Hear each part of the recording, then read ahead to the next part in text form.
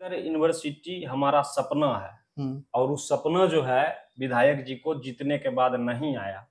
ये दुर्भाग्य है बेगूसराय के लोगों का जो उनको शिक्षित समझकर वोट किए और हम लोग को भी लगा था कि चलो भाई शिक्षा से जुड़े लोग हैं। दियरा सिर्फ और सिर्फ चुनावी जुमला बनकर रह गया है। किसानों के मजबूरी पर राजनीति का एक मार्ग है। हमको नहीं लगता है कि कसहा दियरा को लेकर में खेल का ऐसा स्टेडियम बना है कि अगले बार का जो आईपीएल का चुनाव होने वाला है, आईपीएल का जो खेल होने वाला है इंडियन प्रीमियर लीग का, वो मटिहानी में ही होगा और सबसे बेहतर बना है। पार्क तो हम लोग रोज घूम रहे हैं, ऐसा गांव नहीं बचा है जहां पे आज पार्क नहीं है। ये विकास का एक उत्तम जो है पहल है, नमूना है। हाँ, नमूना है। पार्क तो है, इतना काम हुआ है कि हमको नहीं लगता है कि मटिहानी से अब कोई भी लोग पलायन करते हैं। मटिहानी का कोई भी युवा, पढ़ा लिखा युवा आज नौकरी के लिए तरस रहा होगा। मटिहानी के एक एक घर से कम दो दो आदमी को रोजगार मिला है। अब मटिहानी में रोजगार की कोई कमी नहीं रही है और जो चमचा होता है नेता सबका, उसके पास कोई नहीं जाता है। अब डायरेक्ट हेल्पलाइन नंबर पे कॉल करता है। जैसे जियो में फोन किए तो डायरेक्ट आपको कस्टमर केयर से कनेक्ट हुआ, वैसे ही अब यहाँ पे जो है अब ऐसा व्यवस्था हो गया है कि अब सब लोग जो है डायरेक्ट विधायक जी से कनेक्ट होते हैं। दूसरे भास्कर का छपा हुआ है तो इसका आप समझ सकते हैं वैलिड है। आज हम लोग चर्चा करने वाले हैं मटिहानी के जो विधायक हैं वर्तमान में, उन्होंने कुछ वादे किए थे 2020 में चुनाव से पहले और वो मैनिफेस्टो हमारे हाथ लगा है पुनः, उस पर कुछ हम चर्चा करने जा रहे हैं। हमारे साथ प्रभाकर जी हैं, युवा नेता हैं। तो जो वादे हमारे साथ लगा है उसमें पहला है मटिहानी में डिग्री कॉलेज बनेगा। बना? मटिहानी प्रखंड में तो नहीं बना है, सोमो प्रखंड में शायद शुरुआत हो चुका है। क्या मटिहानी के लोग को नहीं डिग्री कॉलेज चाहिए? अब उसमें छपा है, मटिहानी में तो नहीं बना है।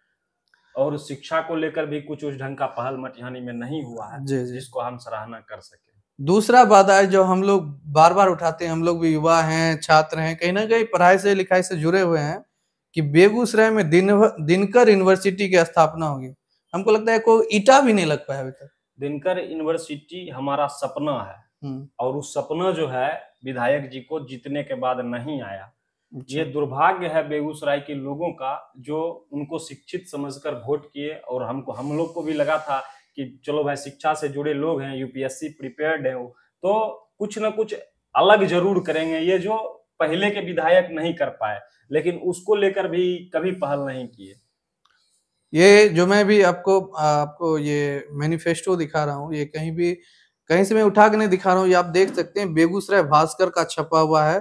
तो इसका आप समझ सकते हैं वैलिड है। और तीसरा जो उन्होंने वादा किया था कि किसानों के लिए पुरजोर लड़ेंगे सड़क से लेके विधानसभा तक, और इसमें कसहा दियारा इसकी उन्होंने बात की थी। क्या लगता है कभी आप 5 साल देखे कसहा दियारा के बारे में कोई चर्चा भी? कसहा दियारा सिर्फ और सिर्फ चुनावी जुमला बनकर रह गया है। किसानों के मजबूरी पर राजनीति का एक मार्ग है। हमको नहीं लगता है कि कसहा दियारा को लेकर कोई भी नेता आज तक कोई सार्थक पहल किए हैं। आज जो है इस मैनिफेस्टो को जब हम पढ़ रहे हैं तो राजकुमार सिंह को भी हम उसी श्रेणी में मानते हैं। क्या मतलब लगता है ना कि सिर्फ वादा करके भूल गए? सिर्फ वादा है। चौथा और भी अच्छा है, वादा है ना। वादा है कि मटिहानी में खेल का स्टेडियम बनेगा, बच्चों एवं बुजुर्गों के लिए पार्क जरूर बनेगा। आप पार्क में टहलते होंगे, बच्चों के साथ मटिहानी में खेल का ऐसा स्टेडियम बना है कि अगले बार का जो आईपीएल का चुनाव होने वाला है, आईपीएल का जो खेल होने वाला है इंडियन प्रीमियर लीग का, वो मटिहानी में ही होगा और सबसे बेहतर बना है। पार्क तो हम लोग रोज घूम रहे हैं। मटिहानी का कोई ऐसा गांव नहीं बचा है जहां पे आज पार्क नहीं है। ये विकास का एक उत्तम जो है पहल है, नमूना। हाँ, नमूना है। पार्क तो हर गांव में बन गया है। हर गांव के बच्चे बुजुर्ग जो है डेली सुबह शाम इवनिंग और मॉर्निंग पार्क में जाते हैं वॉक करने के लिए। चलिए, बहुत अच्छा बात। देखिए हम लोग को पता नहीं था, लेकिन ये मैनिफेस्टो के माध्यम से पता चला कि खेल मैदान बन गया है, पार्क बन गया है, डिग्री कॉलेज बन गया है, यूनिवर्सिटी बन गया है। और अगला कुछ और बना है, एक और चीज है रोजगार का सृजन। मेरा मतलब विधायक जी का महत्वपूर्ण लक्ष्य है। रोजगार के क्षेत्र में इतना काम हुआ है कि हमको नहीं लगता है कि मटिहानी से अब कोई भी लोग पलायन करते हैं। मटिहानी का कोई भी युवा, पढ़ा लिखा युवा आज नौकरी के लिए तरस रहा होगा। मटिहानी के एक एक घर से कम दो दो आदमी को रोजगार मिला है।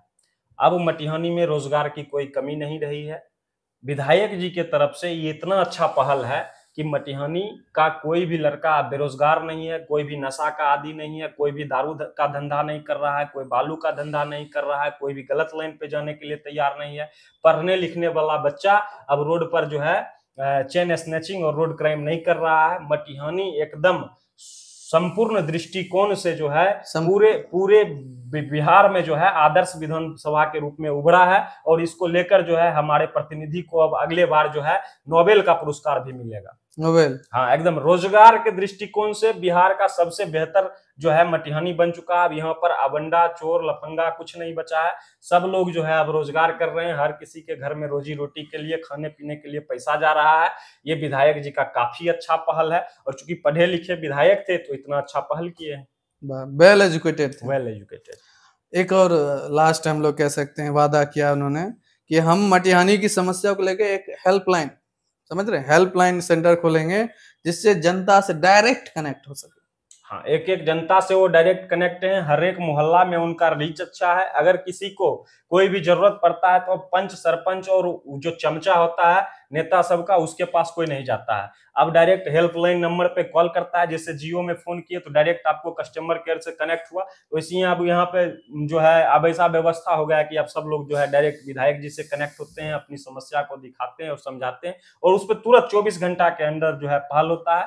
आपको कोई ऐसा गाँव नहीं होगा, कोई ऐसा मोहल्ला नहीं होगा जहां पर आपको सुबह शाम विधायक जी घूमते हुए नजर नहीं आए। 5 साल में हर एक जगह हर एक घर में उनका जो है जाना आना रहा, और हेल्पलाइन सेंटर जो है मटिहानी के राजनीति में जो है एक ऑक्सीजन का काम किया है, जो विधायक जी की कनेक्टिविटी को हर एक जनता से जो है मजबूत कर दिया है। एक और हमको बहुत अच्छा लगा कि इस मैनिफेस्टो में एक चिन्ह है जो कि बंगला का चिन्ह है। बांध पे कुछ लोग अभी भी रह रहे हैं, है ना, क्या उनको बंगला मिल पाया? देखिए, इसको लेकर हमने विधायक जी से खुद प्रश्न किया था जब हम पत्रकारिता कर रहे थे कि विधायक जी वहां जो है बल्लाहपुर 2 में और 1 में कुछ लोग जो है विस्थापित है, 40 साल से गंगा कटाव के वजह से बांध पे रहने के लिए मजबूर हैं, उनको जो है जगह कब मिलेगा, उनको जो है घर कब आवंटित किया जाएगा। मटिहानी का ये क्षेत्र उलाव है जहां पर जो है विस्थापित लोग रह रहे हैं।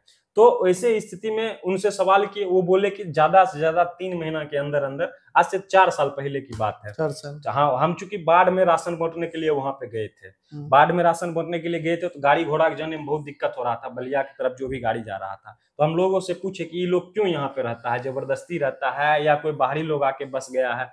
तो सब लोग बताए कि नहीं, विस्थापित लोग हैं, इनको शौचालय और पेयजल का भी यहाँ पे व्यवस्था नहीं है, ये लोग मजबूरी में यहाँ रह रहे हैं और सरकार इस पे पहल नहीं कर रहा है। हम चूंकि कोई मार्ग नहीं था हमारे पास, हम उस ढंग के कोई बहुत बड़े नेता नहीं थे, तो हम पत्रकारिता का माध्यम चुने और उनसे जाके सवाल किए। सवाल के बाद उन्होंने कहा कि 3 महीना के भीतर हो जाएगा। अभी जो है अभी करंट में जो भी लोग वहां पे रह रहे हैं, अभी भी उनसे पता कीजिएगा तो मात्र 90 लोगों का नाम सूची में आया है। 5वां साल चल रहा है, 90 लोगों में भी बहुत लोगों को जो है कागजी प्रक्रिया में छांटा जा रहा है। घूसखोरी भी का बात सुने हैं, जो वहां के स्थानीय लोग बता रहे हैं कि आवास लेने के लिए उनको घूस भी, जबकि 400 से अधिक परिवार है, तो ये भी वो नहीं कर पाए। तो ऐसी स्थिति में हमको नहीं लगता है कि कोई ऐसा पहल जो मटिहानी को पूरे बिहार में उभार दे, मटिहानी को पूरे बेगूसराय में सबसे अच्छा बनाए। चूंकि हम लोग सबसे अच्छा कह के सिलेक्ट किए थे, हम लोग एजुकेटेड कह के सिलेक्ट किए थे, तो ऐसा कोई मामला हमारे सामने में नहीं है। लेकिन ठीक है, अब झंडा का लड़ाई है, एनडीए का एक अलग सिस्टम होता है, चुनावी मशीन कहा जाता है, चुनावी मॉन्स्टर कहा जाता है बीजेपी को। तो वैसे स्थिति में अगर ये फिर से जीत भी जाते हैं तो हम इनको यही कहना चाहेंगे, कम से कम ये कसमें वादे प्यार वफा सब बातें हैं, बातों का क्या। तो ये वादे जो है ये प्यार वफा वाला मत किया कीजिएगा। जो वादा कीजिए उसको पूरा कर दीजिए, नहीं तो बोलिए कि हमारा कोई वादा नहीं है, हमसे जो संभव होगा हम वही करेंगे, और जब चुनाव जीतेंगे तो देखा जाएगा कि क्या कर सकते हैं हम लोग, जो आप लोग का डिमांड होगा करेंगे। इसे ही सब वादा करके बरगलाइए मत, क्योंकि इसमें से 10 लिस्ट में नाम है और 10 में से 10 फेल है। तो आप क्या कह रहे हैं, कहाँ विकास की गंगा बहा रहे हैं? कुछ और भी चीज लिखा है, उस पर भी हम चर्चा किए बिना जा नहीं सकते हैं। लिखा है, ना धर्म ना जात करे सबकी बात। हो रहा है क्या? देखिए, सबकी बात तो अब क्या हो रही है नहीं हो रही है, जब खुद दिख ही नहीं रहे हैं किसकी बात कर रहे हैं, कौन से धर्म और कौन सी जात रह गई।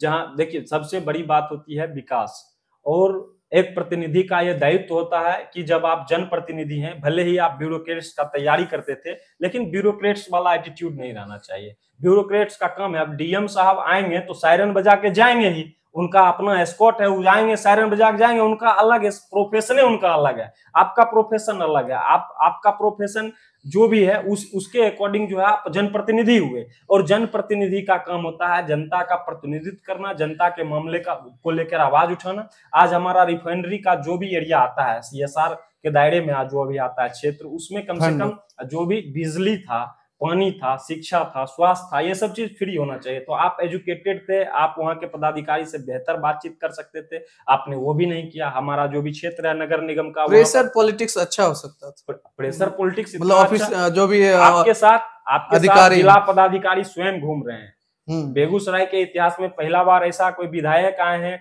कि भाई जिनके साथ जो है जिला पदाधिकारी आगे पीछे हमेशा घूमते रहते हैं। चूंकि आप मंत्री हैं, सचेतक हैं, मतलब ऑलमोस्ट मंत्री के ही पद पे हैं, तो आपके अंदर कोई ऐसा मंत्रालय नहीं था जिसपे आप बात नहीं कर सकते थे, पहल नहीं कर सकते थे। शिक्षा मंत्रालय में आपने कहा भी था, एक एबीवीपी का लड़का था जो शायद कुछ डिमांड लेकर गया था, और उसको लेके कोई चैनल वाला चला भी रहा था न्यूज कि यहाँ पर विधायक जी कह रहे थे कि हमारा जो शिक्षा मंत्री है उनसे हमारा अच्छा संबंध है, हम बोलते हैं तो तुरंत पहल कर देते हैं। तो दिनकर विश्वविद्यालय के लिए आपने क्यों नहीं कहा? अगर आपको ये सारा चीज लगता है कि एनडीए में रह के संभव नहीं था, हम सरकार को अपनी बात रखे और सरकार नहीं मानी, तो फिर जदयू में जाने का क्या फायदा हुआ? आप उससे तुरंत जो है हट जाते, आप आमरण अनशन कीजिए, धरना बैठिए, आक्रोश मार्च निकालिए, विधानसभा के आगे धरना दीजिए। नेता वाला एटीट्यूड मटिहानी से खत्म हो चुका है।